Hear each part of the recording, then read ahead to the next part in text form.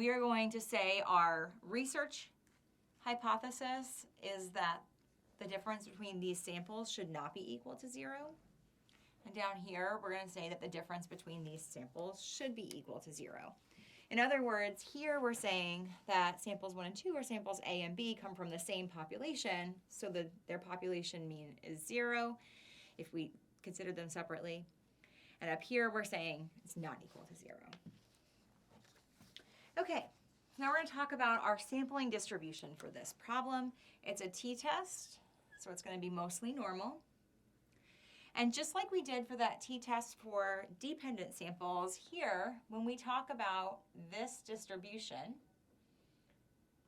we're going to be assuming that the difference between our sample means, if we took 2 random sample means, every combination of those, and we calculated their differences, we would end up with a mean of 0. S sub x bar 1 minus x bar 2.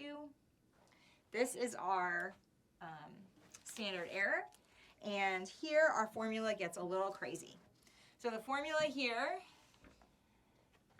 is going to be the square root of the pooled variance, we already talked about that, over N1 plus the pooled variance over N2.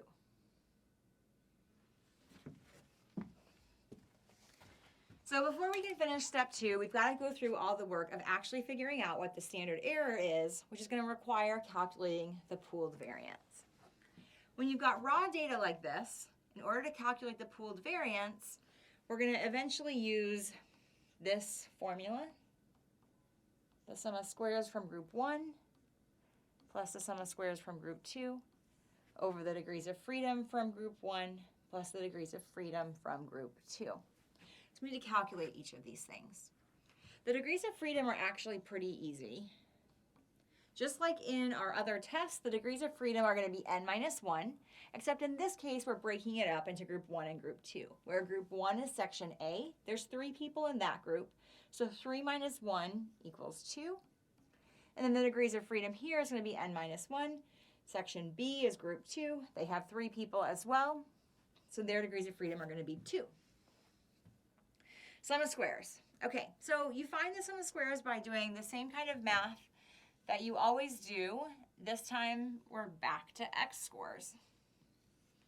So I'm going to find the mean from each group. Here it equals 80.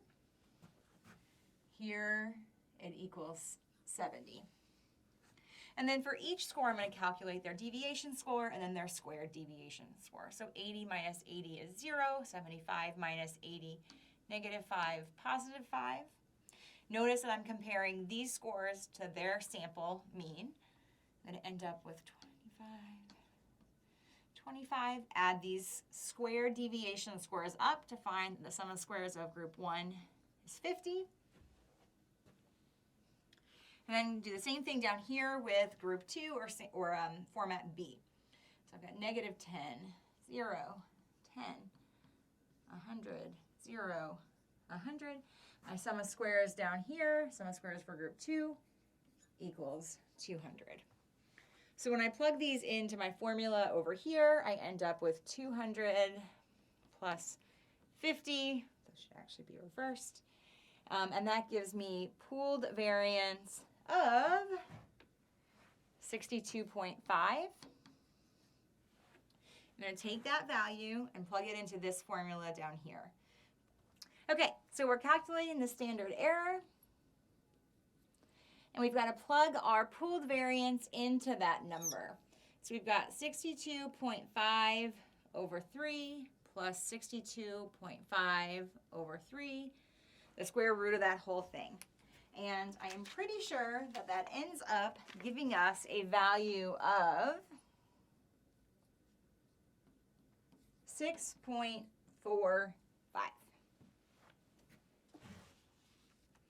So that's going to be the standard error. So we've now talked about all the characteristics of our curve. We've talked about its shape is mostly normal, its mean is 0, and its standard deviation, or the standard error, is 6.45. We already know that our hypothesis test is two-tailed. So we've got two critical regions in this case, one on the left and one on the right. In order to look up the t-crit values here,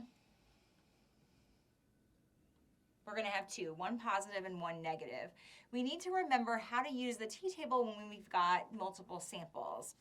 Our total degrees of freedom are going to end up being either degrees of freedom 1 plus degrees of freedom 2, or our total sample size minus 2. Either way, in this case, we're going to end up with 4 because we've got 6 people. So big N, or our total sample size minus 2, is going to equal 4. Or if I add up my 2 degrees of freedom, I'm going to end up with a total degrees of freedom of 4. So we're going to use alpha of 0.05, degrees of freedom of 4, and that should give us t-crit values of plus or minus 2.78. So 2.78 here, negative 2.78 here. Okay, so we just found that the standard error is 6.45, and we have found that our critical regions are marked by the gateways of positive and negative 2.78. So we're ready to move on to step 3, and this is the formula we're going to be using to calculate our t obtained. So we're going to be comparing our observed sample means to the mean we'd expect by chance, divided by the amount of variability we expect. So we're going to be looking at 80 minus 70 minus 0, because we always assume that that value equals 0, divided by 6.45 gives us a t obtained of 1.55. That's step 3. So for step 4, we're going to make a decision about the null hypothesis and then make a verbal conclusion. So we're going to compare our obtained statistic to our critical statistic. 1.55 is going to fall somewhere over here. It's positive, but it's not all the way as high as 2.78. So we are going to retain the null hypothesis. Our obtained statistic was not in the rejection region. Retain the null. And then we conclude that there was not enough evidence to suggest that teaching format affects grades.